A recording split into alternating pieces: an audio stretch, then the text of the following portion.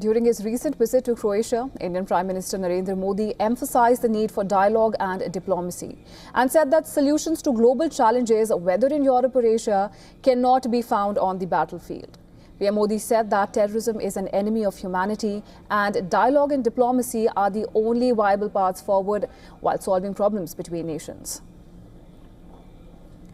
Now, his remarks come amid rising tensions in West Asia following intensified military actions between Israel and Iran. In a joint press statement following the delegation-level talks with his Croatian counterpart, Andrej Plenković, PM Modi said a plan would be made to boost defense cooperation between the two countries. Now, India and Croatia have decided to give a 3-time pace to the bilateral ties. Prime Minister Modi added that the two leaders reviewed the full spectrum of India-Croatia bilateral relations and explored avenues to deepen collaboration in sectors like digital technologies, space, renewable energy, defense and pharmaceuticals, amongst others. The two leaders also called for further deepening India-EU strategic ties. Now, Prime Minister Modi is the first Indian Prime Minister to visit the Balkan nation and was accorded a ceremonial welcome on his arrival.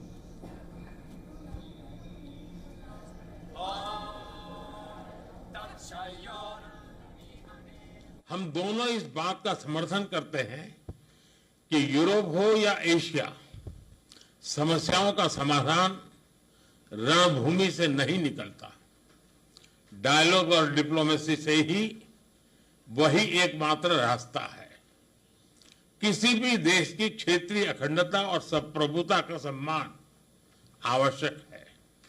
Friend, आज यहां बांसकी द्वारी में होना मेरे लिए एक विशेष पल है, जहां साक्सिनेस्की ने क्रोएशियन भाषा में अपना ऐतिहासिक भाषण दिया था। मुझे हिंदी में अपनी बात रखने में एक गर्व और सुकून का अनुभव हो रहा है।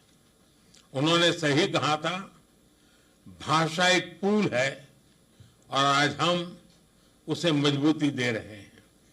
एक बार फिर क्रोएशिया में हमारी आवाभगत के लिए प्रधानमंत्री जी का हार्दिक धन्यवाद करता हूं और प्रधानमंत्री जी मैं यह भी आशा करता हूं कि आप हमें भारत में जल्द से जल्द स्वागत करने का अवसर प्रदान करेंगे।